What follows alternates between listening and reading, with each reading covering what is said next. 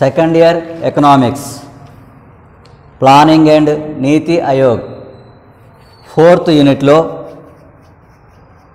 The topic is major objectives of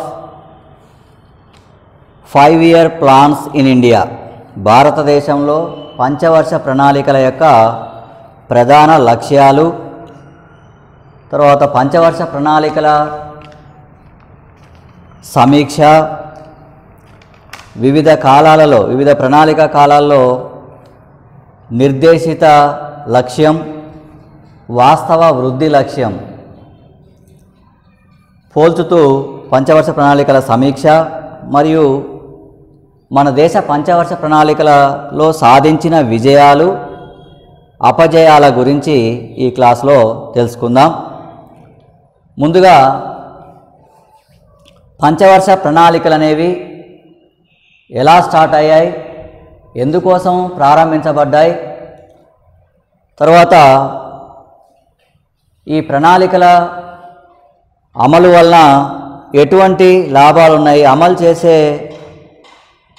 mechanism అంటే వ్యవస్థ అనేది ఏది అమలు చేస్తుంది, భారతదేశంలో పంచవర్ష ప్రణాళికలు అమలు చేసే సంఘం ఏమని పిలువబడుతుంది, ఈ ప్రణాళికల యొక్క అమలు అనేది ఏ సంవత్సరం నుంచి స్టార్ట్ అయింది, ప్రణాళికల కాలాలు, వాటి ప్రధాన లక్ష్యాలు, నిర్దేశిత ఆర్థిక వృద్ధి లక్ష్యం, వాస్తవ వృద్ధి ప్రణాళికల యొక్క సమీక్ష అన్నీ కూడా ఫస్ట్ చూసి ఆ తర్వాత ప్రణాళికల ద్వారా సాధించిన విజయాలేంటివి, ప్రణాళికల యొక్క అపజయాలేంటివి, ఏ ఏ విషయాల్లో ప్రణాళికలు విఫలమైనవి, ఏ ఏ విషయాల్లో ప్రణాళికల ద్వారా విజయాన్ని సాధించగలిగాం అనేది చూద్దాం. ఓకే స్టూడెంట్స్, 1948 పారిశ్రామిక విధాన తీర్మానం భారతదేశంలో ప్రవేశపెట్టినప్పటి నుంచి ఆర్థిక కార్యకలాపాల్లో ప్రభుత్వం పాత్ర పెద్దదిగా ఉండాలని, ప్రైవేట్ రంగాన్ని నియంత్రించి ప్రభుత్వ ఉద్దేశాలకు లక్ష్యాలకు అనుగుణంగా ప్రైవేట్ రంగాన్ని నడిపించాలనే ఉద్దేశంతో 1948 పారిశ్రామిక విధాన తీర్మానం భారతదేశంలో ప్రభుత్వ రంగానికి కీలకమైన స్థానాన్ని కల్పించింది. ఈ తీర్మానం పారిశ్రామిక రంగంలో ప్రభుత్వం పాత్ర ముఖ్యమైనదిగా, ప్రైవేట్ రంగం పాత్ర దానికి అనుబంధమైనదిగా నిర్ణయించడం జరిగింది. అయితే ప్రైవేట్ రంగం అదుపు చేసే అవకాశాన్ని ఈ పారిశ్రామిక తీర్మానం ప్రభుత్వానికి కల్పించడం జరిగింది. అదేవిధంగా రాజ్యాంగంలోని ఆదేశ సూత్రాలు సామాజిక ఆర్థిక విధాన స్థూల లక్ష్యాలను నిర్వచించడం జరిగింది రాజ్యాంగంలో. ఇవన్నీ సాధించాలంటే భారత ప్రభుత్వం అనేది ప్రణాళికాబద్ధంగా అభివృద్ధికి కృషి చేయాలని ఆలోచించింది. అందుకోసమే వీటన్నిటి ఫలితంగా భారత ప్రభుత్వం ఆర్థిక అభివృద్ధికి ప్రణాళికాబద్ధంగా కృషి చేయాలని నిర్ణయించి 1950 మార్చిలో ప్రణాళికా సంఘాన్ని ఏర్పాటు చేసింది. ఈ ప్రణాళికా సంఘానికి అధ్యక్షుడిగా ప్రధానమంత్రి వ్యవహరించడం జరుగుతుంది. వివిధ రాష్ట్రాల ఆర్థిక మంత్రులు, విదేశీ వాణిజ్య శాఖ మంత్రులు, తర్వాత వివిధ శాఖల్లో నిపుణులైన వాళ్ళు ఇందులో సభ్యులుగా ఉండడం జరుగుతుంది. అయితే ఈ ప్రణాళికా సంఘం ప్రణాళికను రూపొందించి అమలు చేయవలసిన బాధ్యతను నిర్వహిస్తుంది. 1951 ఏప్రిల్ 1 నుంచి భారతదేశంలో ప్రణాళిక కాలం అనేది స్టార్ట్ అయింది. మరి ఈ ప్రణాళికలకు ప్రపంచంలో మొదట రూపం ఏర్పరిచి అమలు చేసింది ఎవరంటే USSR, united states of soviet Russia. 1917లోనే రష్యా ప్రణాళికలను, సప్తవర్ష ప్రణాళికలను అమలు చేయడం ద్వారా గణనీయమైన అభివృద్ధిని సాధించి ప్రపంచ దేశాలకు ప్రణాళికల విషయంలో మార్గదర్శకంగా వ్యవహరించింది.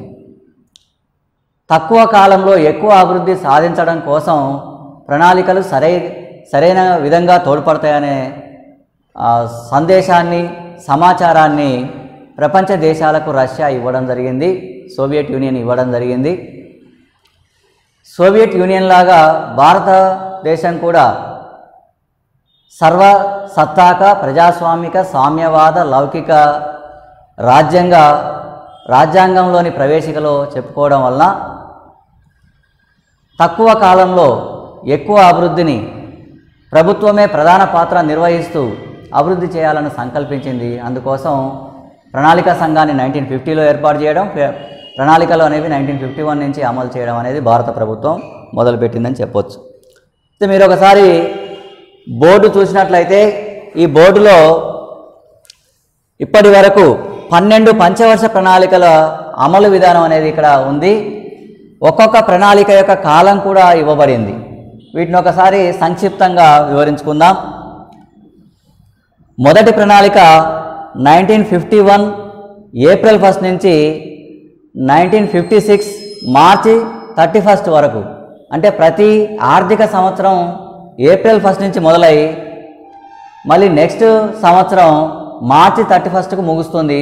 అదేవిధంగా 5 సంవత్సరాలకు ఒకసారి ప్రారంభమయ్యే ప్రణాళిక కూడా ఏప్రిల్ 1లో మొదలై మార్చి 31కు ముగుస్తుంది. అందుకని అది పట్టించుకోవాల్సిన అవసరం లేదు.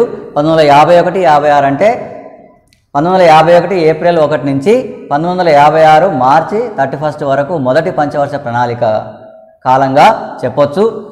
ఈ ప్రణాళికలో ప్రధాన లక్ష్యం ఏంటంటే వ్యవసాయం, నీటిపారుదల అభివృద్ధికి ఈ ప్రణాళికలో ఎక్కువ ప్రాధాన్యత ఇవ్వడం జరిగింది. ఎక్కువ నిధులు 1960 కోట్లలో అధిక భాగం 1960 కోట్ల నిధులు అనేవి మొదటి ప్రణాళిక యొక్క వ్యయం. ఇందులో అధిక భాగం వ్యవసాయ రంగం అభివృద్ధికి, నీటిపారుదల ఇరిగేషన్ ఫెసిలిటీస్ అభివృద్ధి కోసం ఖర్చు చేయడం జరిగింది. ఈ ప్రణాళికలో నిర్దేశించిన ఆర్థిక వృద్ధి రేటు లక్ష్యం ఎంత అంటే 2.1%, కానీ అంతకు మించి వృద్ధిని సాధించడం జరిగింది. 3.6% అంటే 1.5% అధిక వృద్ధి రేటును ఆశించిన దానికంటే ఎక్కువ సాధించడం అనేది ఈ ప్రణాళిక కాలం జరిగింది. అంటే మొదటి పంచవర్ష ప్రణాళిక విజయవంతం కావడం జరిగింది. ఇక రెండవ ప్రణాళిక కాలం 1956-61. ఈ కాలంలో భారీ పరిశ్రమల అభివృద్ధికి ప్రాధాన్యత ఇవ్వడం జరిగింది. ఇనుము ఉక్కు కర్మాగారాలు, ప్రభుత్వ రంగంలో 3 ఇనుము ఉక్కు కర్మాగారాలని ఈ రెండవ పంచవర్ష ప్రణాళిక కాలంలో ఏర్పాటు చేయడం జరిగింది. ఈ రెండవ పంచవర్ష ప్రణాళిక రూపకర్త ప్రముఖ ఆర్థికవేత్త పిసి మహల్నోబిస్. ఈ మహల్నోబిస్ అభివృద్ధి నమూనా ఆధారంగా ఈ ప్రణాళిక రూపకల్పన భారీ వ్యూహంతో చేయడం జరిగింది. భారీ పరిశ్రమల అభివృద్ధి కోసం ప్రాధాన్యత ఇవ్వడం జరిగింది. మూలధన వస్తువులను ఉత్పత్తి చేసే పరిశ్రమలు, ఇనుము ఉక్కు పరిశ్రమలు, మౌలిక పరిశ్రమలకు ఈ ప్రణాళిక ఎక్కువ ప్రాధాన్యత ఇచ్చింది. 4.5% టార్గెట్ను నిర్ణయిస్తే 4.1% టార్గెట్ను రీచ్ కావడం జరిగింది. అంటే 0.4% వృద్ధి లక్ష్యం తక్కువగా నమోదైంది. ఇక నెక్స్ట్ 1961-66లో మూడవ పంచవర్ష ప్రణాళిక స్టార్ట్ అయింది. ఈ ప్రణాళిక ప్రధాన లక్ష్యం ఆహార ధాన్యాల ఉత్పత్తిలో స్వయం సమృద్ధి. ఆహార ధాన్యాల విషయంలో ఇతర దేశాల మీద ఆధారపడకుండా మన దేశ ప్రజల యొక్క ఆహార అవసరాలను మనమే తీర్చుకోగలిగే స్థితిలో ఎదగాలనే ఆలోచనతో, మారాలనే ఆలోచనతో మూడో పంచవర్ష ప్రణాళికలో ఆహార ధాన్యాల ఉత్పత్తిలో స్వయం సమృద్ధి అనే లక్ష్యాన్ని తీసుకోవడం జరిగింది. అయితే నిర్దేశిత లక్ష్యం 5.6% కాగా సాధించింది మాత్రం 4.8% మాత్రమే. అంటే చాలా వరకు లక్ష్యాన్ని రీచ్ కాలేకపోయింది. నిర్దేశిత లక్ష్యానికి వాస్తవ లక్ష్యానికి వ్యత్యాసం కనపడుతుంది. అయితే ఈ ప్రణాళికలో 2 ప్రపంచ యుద్ధాలు అనేవి చోటు చేసుకున్నాయి. 1962లో చైనాతో యుద్ధం, 1965లో పాకిస్తాన్తో యుద్ధ పరిస్థితుల వలన ప్రణాళికకు అవసరమైన పెట్టుబడి వనరులను కేటాయించిన వనరులని యుద్ధానికి తరలించవలసిన పరిస్థితి రావడంతో ఆశించిన వృద్ధిని ఈ ప్రణాళికలో సాధించలేకపోవడం అనేది జరిగిందని చెప్పొచ్చు. ఇక 4వ పంచవర్ష ప్రణాళిక వెంటనే స్టార్ట్ చేయడానికి వీలు కాక తగినన్ని పెట్టుబడి వనరులు లేక 1966 తర్వాత 3 వార్షిక ప్రణాళికలను అమలు చేయడం జరిగింది. 1966-67 ఒక వార్షిక ప్రణాళిక, 1967-68 రెండవ వార్షిక ప్రణాళిక, 1968-69 మూడవ వార్షిక ప్రణాళిక. అంటే భారతదేశంలో 1966 నుంచి 1969 వరకు 1966 నుంచి 69 వరకు పంచవర్ష ప్రణాళికల కాలం పంచవర్ష ప్రణాళికలు అనేవి నిలిపివేయబడ్డవి. వాటి స్థానంలో వార్షిక ప్రణాళికలు అమలు చేయబడ్డాయి. అందుకే ఈ 1966-69 మధ్య కాలాన్ని భారతదేశ ప్రణాళిక కాలంలో ప్రణాళిక విరామం లేదా ప్రణాళిక సెలవు లేదా ఇంగ్లీష్లో ప్లాన్ హాలిడే అని పిలువబడుతుంది. పంచవర్ష ప్రణాళికలను తాత్కాలికంగా నిలిపివేసి వాటి స్థానంలో 3 వార్షిక ప్రణాళికలు అమలు చేసిన కారణంగా భారతదేశంలో ఈ 1966-69 కాలాన్ని ప్రణాళిక సెలవుగా లేదా ప్రణాళిక విరామంగా లేదా ప్లాన్ హాలిడేగా ప్రకటించడం జరిగింది. అంటే 1966-69 మధ్యన ఇక్కడ గ్యాప్ ఏర్పడ్డది కాబట్టి ఆ గ్యాప్ను ప్రణాళిక సెలవుగా ప్రకటించడం జరిగింది. ఇక 4వ పంచవర్ష ప్రణాళిక 1969 నుంచి 64 వరకు, అది 1969 నుంచి 74 వరకు అమలు చేయడం జరిగింది. ఈ 4వ ప్రణాళికలో ప్రధాన లక్ష్యం ఏంటంటే సుస్థిర వృద్ధి, ఆర్థిక స్వావలంబన, గరీబీ హటావో అనే లక్ష్యాలను ప్రధాన లక్ష్యాలుగా తీసుకొని నిర్దేశిత వృద్ధిని 5.7% నిర్ణయిస్తే ఈ 4వ ప్రణాళికలో అనుకున్న లక్ష్యాన్ని చాలా వరకు చేరుకోలేకపోయాం. దాదాపు నిర్దేశిత లక్ష్యంలో సగం వరకే మాత్రమే సాధించగలిగినామని చెప్పవచ్చు. సగానికి కొంచెం ఎక్కువ సాధించగలగడం జరిగింది. ఇక నెక్స్ట్ 5వ ప్రణాళిక 1974 నుంచి 79 వరకు అమలు చేయడం జరిగింది. ఈ ప్రణాళిక యొక్క ప్రధాన లక్ష్యం పేదరిక నిర్మూలన, స్వయం సమృద్ధి, స్వావలంబన. పేదరిక నిర్మూలన, స్వయం సమృద్ధి, స్వావలంబన.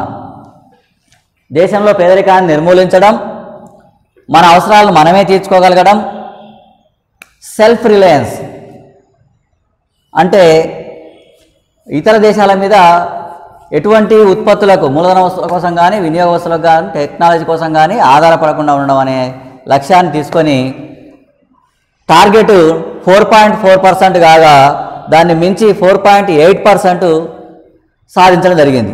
అంటే 4వ ప్రణాళికలో నిర్దేశించిన లక్ష్యాన్ని సాధించలేకపోయిన కారణంగా లక్ష్యాన్ని తగ్గించుకోవడం జరిగింది. దానికంటే కొంత ఎక్కువగానే ఆర్థిక వృద్ధి రేటును సాలీన 4.8% చొప్పున 5వ ప్రణాళిక కాలంలో ఆర్థిక వృద్ధి రేటును సాధించడం జరిగింది. ఈ ఆర్థిక వృద్ధి రేట్లు అన్నీ కూడా ఇయర్ వైజ్గా సాధించినవి. అంటే సంవత్సరానికి 2.1% అంటే 5 సంవత్సరాలకి 10.5% అన్నట్టు. ఇక్కడ సంవత్సరానికి 4.4 అంటే 5×4 = 20, 5×4 = 20 అంటే 22% 5 సంవత్సరాల కాలంలో సాధించాలని లక్ష్యంగా నిర్ణయించుకున్నాడు. కానీ ఇక్కడ మనం ఆర్థిక వృద్ధి రేటు లక్ష్యాన్ని 5 సంవత్సరాల కాలంలో చెప్పము. సగటున యావరేజ్గా 5 సంవత్సరాల కాలంలో ఒక్కొక్క సంవత్సరం ఎంత వృద్ధిని సాధించిన అనే విషయాన్ని మాత్రం ఇక్కడ మనం చెప్తున్నాం.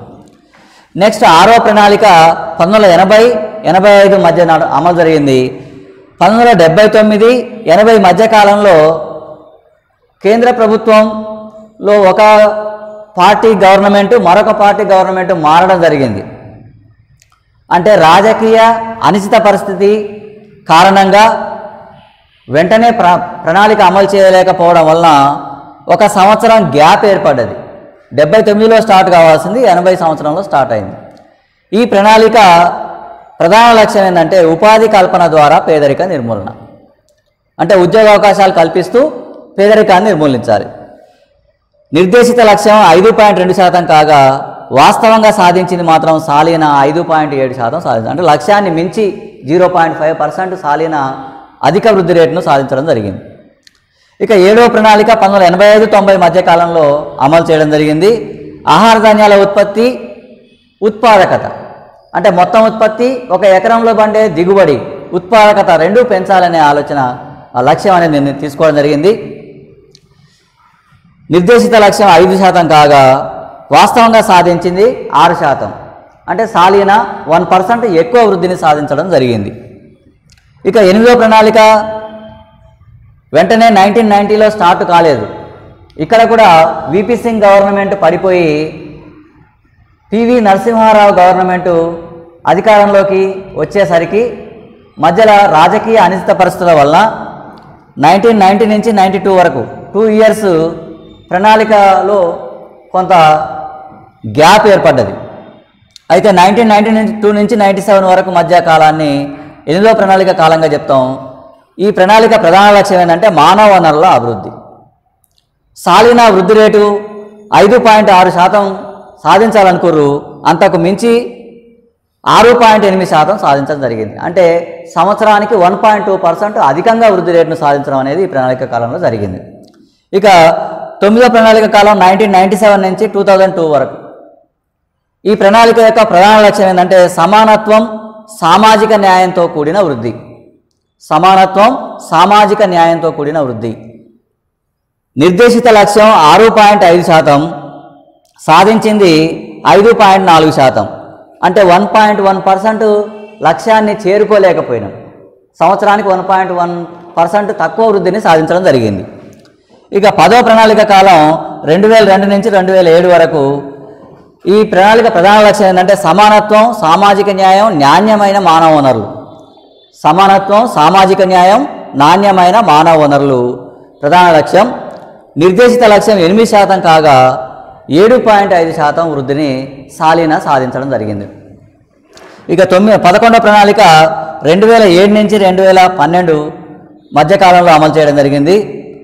ఈ ప్రణాళిక ప్రధాన లక్ష్యం సమ్మిళిత వృద్ధి, అంటే అన్ని రంగాలలో వృద్ధిని సాధించడం. వ్యవసాయ, పారిశ్రామిక, సేవా రంగాలు అన్ని రంగాల్లో కూడా వృద్ధి సాధించాలి. ఏయో కొన్ని రంగాలు అభివృద్ధి చెంది కొన్ని రంగాలు వెనుకబడితే అభివృద్ధి ఫలాలు అందరికీ చేరటం లేదు. అభివృద్ధి యొక్క ఫలాలు అందరికీ చేరాలనే ఉద్దేశంతో సమ్మిళిత వృద్ధి అనే లక్ష్యాన్ని ప్రధాన లక్ష్యంగా తీసుకోవడం జరిగింది. నిర్దేశిత లక్ష్యం 9% కాగా సాధించింది 8.3%. లక్ష్యాన్ని పూర్తిగా సాధించలేకపోవడం, సాలిన 0.7% తక్కువ వృద్ధిని సాధించడం అనేది జరిగింది. ఇక 12వ ప్రణాళిక కాలం ఏంటంటే 2012 నుంచి 2017. ఈ ప్రణాళిక యొక్క ప్రధాన లక్ష్యం సత్వర, సుస్థిర, మరింత సమ్మిళిత వృద్ధిని సాధించడం. సత్వర, సుస్థిర, మరింత సమ్మిళిత వృద్ధిని సాధించడం అనేది 12వ ప్రణాళిక లక్ష్యం. లక్ష్య వృద్ధి రేటు ఏంటంటే టార్గెట్ 8%, కానీ మనకి ఇంకా వివరాలు అందుబాటులో లేవు. ఎంత సాధించారనే వివరాలు అందుబాటులో లేవు. అంటే ఇప్పటి వరకు 12 పంచవర్ష ప్రణాళికలు పూర్తి అయినాయి. 13వ పంచవర్ష ప్రణాళిక నడుస్తుంది. 2015 నుంచి 2022 వరకు 13వ పంచవర్ష ప్రణాళిక కాలంగా చెప్పొచ్చు. వీటి గురించిన వివరాలు తర్వాత కొత్త ఎడిషన్స్లో రావడం జరుగుతుంది. అయితే ఈ ప్రణాళికల కాలంలో ఏం అభివృద్ధిని సాధించినాం ఒకసారి సమీక్షించుకుంటే, స్వాతంత్రానికి పూర్వం ఒక 50 సంవత్సరాల ముందు, అంటే 20వ శతాబ్దం మొదటి భాగంలో 1900 సంవత్సరాల నుంచి 1950 వరకు జాతీయ ఆదాయంలో పెరుగుదల అతి స్వల్పంగా ఉంది. తలసరి ఆదాయం పెరుగుదల స్తబ్దంగా ఉండేది. అంటే తలసరి ఆదాయం ఏం పెరగకపోయేది, జాతీయ ఆదాయం నెమ్మదిగా 0 సంథింగ్ పెరిగేది. అయితే 20వ శతాబ్దం రెండవ అర్ధభాగం, అంటే 1950 నుంచి 2000 సంవత్సరం మధ్య కాలంలో ప్రణాళిక యొక్క అమలు వలన జీడిపిలో, జిఎన్పిలో చాలా అభివృద్ధిని సాధించడం జరిగింది. తర్వాత గ్రాస్, మన తలసరి ఆదాయం, గ్రాస్ పర్ క్యాపిటా ఇన్కమ్ కూడా ఈ కాలంలో 1950 నుంచి 2000 మధ్య కాలంలో బాగా పెరిగింది. అంటే స్థూల జాతీయ ఉత్పత్తి కానీ, స్థూల తలసరి ఉత్పత్తి కానీ, ఇవి రెండు కూడా 20వ శతాబ్దం రెండవ భాగంలో గణనీయంగా పెరిగిందని చెప్పవచ్చు. అయితే మొదటి ప్రణాళిక నుండి 11వ ప్రణాళిక వరకు వృద్ధి రేటును యావరేజ్గా తీస్తే, మొదటి ప్రణాళిక నుంచి 11 ప్రణాళికల వరకు సాధించిన వృద్ధి రేటును యావరేజ్గా తీస్తే 4.5% చొప్పున వృద్ధిని సాధించడం జరిగింది. అంటే 1951 నుంచి 2012 మధ్యకాలంలో, 1951 నుంచి 2012 మధ్యకాలంలో మొత్తం సాధించిన వృద్ధిని ఎంత 62 సంవత్సరాల కాలంలో ఈ మొత్తం వృద్ధి రేటును టోటల్ చేసి బై 62 వేస్తే ఒక్కొక్క సంవత్సరం ఎంత వృద్ధి రేటు సాధించినట్లు వచ్చిందంటే 4.5%గా సగటున ఆర్థిక వృద్ధి రేటును సాధించడం జరిగింది. అయితే స్వాతంత్ర్యం వచ్చినప్పటి నుంచి వచ్చే నాటికి వ్యవసాయ రంగం వృద్ధి రేటు కేవలం 0.3% మాత్రమే. ప్రతి సంవత్సరం వ్యవసాయ రంగంలో గ్రోత్ రేటు 0.3% మాత్రమే పెరిగేది. కానీ ప్రణాళిక కాలంలో అంటే పంచవర్ష ప్రణాళికలు అమలు చేసిన తర్వాత ప్రతి సంవత్సరం వ్యవసాయ రంగంలో వృద్ధి రేటు అనేది 2 నుంచి 3% నమోదైంది. ప్రణాళికలు అమలు చేయకముందు స్వాతంత్రం వచ్చిన ప్రారంభంలో అప్పటికి వ్యవసాయ రంగంలో వృద్ధి ఎంత అంటే సంవత్సరానికి 0.3%. కానీ ప్రణాళికలు స్టార్ట్ చేసిన తర్వాత సగటున వ్యవసాయ రంగంలో వృద్ధి రేటు ఎంత అంటే 2 నుంచి 3% వరకు పెరిగింది. ఇది వ్యవసాయ రంగంలో సాధించిన వృద్ధికి ప్రతీక. ఇక పారిశ్రామిక రంగం వృద్ధి రేటు చూస్తే 6 నుంచి 8%గా నమోదైంది. ఇది స్వాతంత్రానికి పూర్వం చాలా తక్కువగా ఉండేది. వృద్ధి రేటుతో పోలిస్తే 3 నుంచి 4% అధికంగా పెరిగింది. అంటే స్వాతంత్రానికి పూర్వం పారిశ్రామిక రంగంలో వృద్ధి రేటుతో పోలిస్తే ప్రణాళిక కాలంలో పారిశ్రామిక వృద్ధి రేటు 3 నుంచి 4% పెరుగుదల నమోదైనగా చెప్పొచ్చు. ఇది పారిశ్రామిక రంగంలో వృద్ధికి సూచిక. అదేవిధంగా 1951 నుంచి 81 మొదటి 30 సంవత్సరాల ప్రణాళిక కాలంలో ఆర్థిక వృద్ధి రేటు అనేది 3.5%, సంవత్సరానికి ఒక సాలిన 3.5% వృద్ధి రేటు ఉండేది. 1981 నుంచి 2013 మధ్య కాలంలో అంటే ఈ 23 సంవత్సరాల కాలంలో సాలిన 5.9% వృద్ధి రేటు అనేది సాధించడం జరిగింది. అంటే 1981 ముందు 1981 నుంచి 51 మధ్య కాలంలో 30 సంవత్సరాల కాలంలో కేవలం 3.5% సగటు వృద్ధి రేటు సాధిస్తే సాలిన సగటున వృద్ధి రేటు సాధిస్తే 81 2013 ఈ 23 సంవత్సరాల కాలంలో సగటున 5.9% సాలిన వృద్ధి రేటు సాధించడం జరిగింది. అంటే ఇక్కడ 2.4% అధిక వృద్ధి రేటును ప్రణాళిక కాలంలోని మొదటి భాగం కంటే ప్రణాళిక కాలంలోని రెండవ భాగంలో అధికంగా సాధించడం జరిగింది అనే విషయం దీని ద్వారా తెలుస్తుంది. ఇక స్థూల దేశీయోత్పత్తిలో పారిశ్రామిక సేవా రంగం వాటా క్రమంగా పెరుగుతూ వ్యవసాయ రంగం వాటా క్రమంగా తగ్గుతుంది. ఇది ఆర్థిక అభివృద్ధికి సూచిక. అభివృద్ధి చెందిన దేశాల్లో వ్యవసాయ రంగం వాటా చాలా స్వల్పంగా ఉండి పారిశ్రామిక సేవా రంగాల వాటా మెజారిటీగా ఉంటుంది. అయితే 2013-14 నాటికి వ్యవసాయ రంగం వాటా 13.9%కి తగ్గింది. ఇది 1951లో 52 నుంచి 57% దాకా కనిపించేది. జాతీయ ఆదాయంలో వ్యవసాయ రంగం వాటా సగానికంటే ఎక్కువ ఉండేది. అలాంటి స్థితి నుంచి 2013-14 నాటికి కేవలం 13.9% అంటే 14% కంటే తక్కువ నమోదైంది. ఇక 2008-9 నుండి 2013-14 మధ్య కాలంలో జీడిపిలో సేవారంగం వాటా గణనీయంగా పెరిగి 69.8%కి పెరిగింది. అంటే మొత్తం జాతీయ ఆదాయంలో 69.8%, నథింగ్ బట్ 70% సేవారంగం వాటా ఉంటే ఒక 14% వ్యవసాయ రంగం వాటా ఉంటే ఇక మిగిలింది పారిశ్రామిక రంగం వాటా. అంటే పారిశ్రామిక వ్యవసాయ రంగం వాటాలు దాదాపుగా ఇంచుమించు సమానంగా ఉంటున్నాయి. సేవారంగం వాటా మాత్రం 70% వరకు నమోదు కావడం అనేది జరుగుతుంది. ఇది కూడా ఆర్థిక అభివృద్ధికి సూచికగానే చెప్పవచ్చు. నెక్స్ట్, భారతదేశంలో ప్రణాళికల ద్వారా ఏమేమి విజయాలు సాధించడం అనేది చూస్తే ప్రణాళికల ద్వారా కొన్ని విజయాలు సాధించడం జరిగింది, కొన్ని అపజయాలు కూడా. అంటే మనం నిర్ణయించుకున్న అనేక లక్ష్యాల్లో కొన్నింటిని సాధించలేకపోవడం అనేది ఇప్పటికీ జరిగింది. వాటిని అపజయాలు అంటున్నాం. కొన్ని విషయాల్లో గణనీయమైన అభివృద్ధిని సాధించడం జరిగింది, వాటిని విజయాలుగా పేర్కొంటున్నాం. ఏంటి ఈ విజయాలంటే నికర దేశీయోత్పత్తి, తర్వాత పొదుపు, పెట్టుబడులు, తలసరి ఆదాయాల్లో గణనీయమైన పెరుగుదల సాధించడం అనేది ప్రణాళికల విజయాల్లో ప్రధానమైనదిగా చెప్పవచ్చు. నికర దేశీయోత్పత్తి ఎన్డీపీ పెంచుతున్నాం, సేవింగ్స్ పెంచుతున్నాం, ఇన్వెస్ట్మెంట్లు పెరిగినాయి, పర్ క్యాపిటల్ ఇన్కమ్ పెరిగింది. ఈ 4 అంశాలలో గణనీయమైన పెరుగుదల సంభవించింది. నికర దేశీయోత్పత్తి, పొదుపు, పెట్టుబడులు, తలసరి ఆదాయం గణనీయంగా పెరిగింది. ఇక నెక్స్ట్ విజయం ఏంటంటే భారతదేశంలో మౌలిక మూలధన వస్తువులను మరియు వినియోగ వస్తువులను ఉత్పత్తి చేయడంలో స్వయం సమృద్ధిని సాధించడం జరిగింది. భారీ యంత్ర పరికరాలు కానీ, మూలధన వస్తువులు కానీ, దేశ అభివృద్ధికి అవసరమైన ముఖ్యమైన వస్తువులు కానీ, వినియోగ వస్తువుల విషయంలో కానీ ఇతర దేశాల మీద ఆధారపడకుండా మనకు కావాల్సిన ఉత్పత్తులను మనమే తయారు చేసుకోగలిగే స్థితికి చేరుకోవడం అనేది ప్రణాళికల కాలంలో సాధించిన విజయం.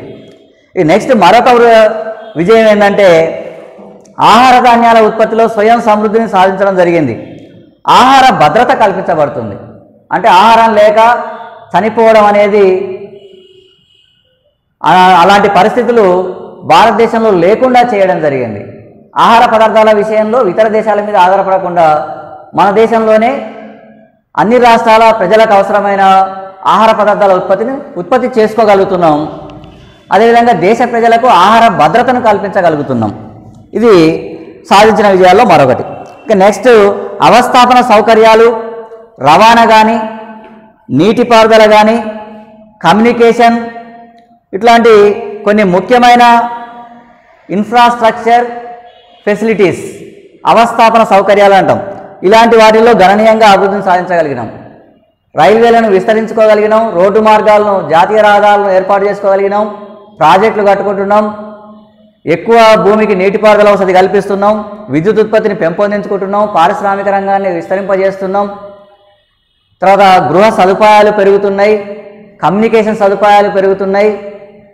అదేవిధంగా సమాచారం, టెలికమ్యూనికేషన్స్ ఇలా అనేక రంగాల్లో ఇంటర్నెట్, ఐటీ రంగం అన్నీ కూడా అభివృద్ధి సాధించుకోగలిగినాం. నెక్స్ట్ మరొక విజయం ఏంటంటే పారిశ్రామిక రంగంలో చెప్పుకోదగిన వైవిధ్యంతో పారిశ్రామికీకరణ సాధించబడ్డది. అంటే అత్యంత ఆధునికమైన యంత్ర పరికరాలను ఉపయోగించి అధునాతన పారిశ్రామిక సంస్థలను ఏర్పాటు చేసుకోగలగడం అనేది ప్రణాళికల ద్వారా సాధించిన విజయాల్లో ఒకటిగా చెప్పవచ్చు. నెక్స్ట్ ఇంకోటి విద్యారంగంలో అద్భుతమైన అభివృద్ధిని సాధించగలిగినాం. శాస్త్ర సాంకేతిక రంగాలలో శిక్షణ పొందిన మానవ వనరుల్లో చెప్పుకోదగ్గ వృద్ధి చోటు చేసుకుంది. అంతేకాకుండా ప్రపంచ దేశాలలో సమాచార సాంకేతిక రంగాలలో అంతరిక్ష పరిశోధనలో ఒక ప్రధాన దేశంగా భారతదేశానికి ప్రపంచ దేశాల్లో గుర్తింపు కూడా వచ్చింది. ఇది ప్రణాళికల ద్వారా సాధించిన విజయాల్లో మరొకటిగా చెప్పవచ్చు. నెక్స్ట్ ప్రణాళికల ద్వారా అపజయాలు. ప్రణాళికల ద్వారా మనం ఏ విషయాలైతే ఏ రంగాల్లోనైతే సాధించలేకపోయినామో వాటిని అపజయాలుగా చెప్పవచ్చు. ఆ అపజయాలు కొన్ని ఉన్నాయి, వాటిని చూద్దాం. మొదటి అపజయం ఏంటంటే గ్రామీణ ప్రాంతాల్లో ఏర్పడ్డ పేదరికం అధికంగా ఉంది. రూరల్ ఏరియాస్లో పేదరికం అనేది ఎక్కువగా ఉండడం, ఈ పేదరికాన్ని నిర్మూలించలేకపోవడం ఇప్పటికీ కూడా ప్రణాళికలు ప్రారంభించి ఒక 70 సంవత్సరాల కాలం గడుస్తున్నా కూడా గరీబీ హఠావో అనే నినాదాన్ని ఇంకా పూర్తి చేయలేదు. పేదరికాన్ని నిర్మూలించలేకపోవడం అనేది జరిగింది. అదొక అపజయం. ఇంకొకటి నిరుద్యోగిత రోజు రోజుకి పెరుగుతుంది. గ్రామీణ పట్టణ ప్రాంతాల్లో పేదరికానికి నిరుద్యోగమే ప్రధాన కారణంగా ఉంది. అంటే జనాభా వేగంగా పెరిగే జనాభాకు అవసరమైన ఉపాధి అవకాశాలు పెరగకపోవడం, కావాల్సినన్ని పెట్టుబడులు జరగకపోవడం, వ్యవసాయ రంగానికి ప్రత్యామ్నాయంగా పారిశ్రామిక సేవా రంగాలు తగినన్ని ఉపాధి అవకాశాలు కల్పించకపోవడం వల్ల ఒకవైపు నిరుద్యోగం, దానివల్ల పేదరికం కూడా పెరుగుతుంది. ఈ నిరుద్యోగం పేదరికాన్ని నిర్మూలించలేకపోవడం అనేది ప్రణాళిక అపజయాల్లో మరొక అంశం. నెక్స్ట్ ఆదాయ సమాధాలు తగ్గించడం లేదు. ఆదాయ సమాధాలు తగ్గించాలనే లక్ష్యాలు ప్రతి ప్రణాళికలో ఎక్కడొక్కడ కనిపిస్తూనే ఉంటాయి. కానీ ఇప్పటి వరకు కూడా ఆదాయ అసమానతలు ఏమాత్రం తగ్గలేదు. తగ్గకపోగా ఈ అసమానతలు రోజు రోజుకి మరింత పెరుగుతున్నాయి. అదేవిధంగా భూ సంస్కరణలు ఆశించిన స్థాయిలో అమలు కాకపోవడం వలన భూమి యాజమాన్యంలో అసమానతలు తొలగిపోలేదు. అది కూడా ప్రణాళికల అపజయాల్లో మరొక అంశం. భూ సంస్కరణలు అనేవి సక్సెస్ఫుల్గా అమలు జరగడం లేదు. కొద్దిమంది చేతుల్లో ఎక్కువ భూములు ఉన్నాయి, ఎక్కువ మంది చేతుల్లో తక్కువ భూములు ఉన్నాయి, కొంతమందికి అసలు సాగు చేసుకోవడానికి భూమే లేదు. ఈ భూమి పంపిణీలోని అసమానతలను భూ సంస్కరణల ద్వారా తొలగించాలని లక్ష్యంగా నిర్ణయించుకున్నప్పటికీ వాటి అమలు సక్రమంగా లేక ఈ భూమి పంపిణీలో అసమానతలు, భూమి యాజమాన్యంలో అసమానతలు అనేవి తొలగిపోలేదు. ఇక చివరగా మరొక ప్రణాళిక అపజయం ఏంటంటే ప్రాంతీయ అసమానతలు కూడా ఇంకా కొనసాగుతూనే ఉన్నాయి. దేశంలోని కొన్ని ప్రధాన నగరాలు, మహానగరాలు వేగంగా అభివృద్ధి చెందుతుంటే మరికొన్ని వెనుకబడ్డ జిల్లాలు కావచ్చు, మండలాలు కావచ్చు, గ్రామాలు కావచ్చు, అవి ఇంకా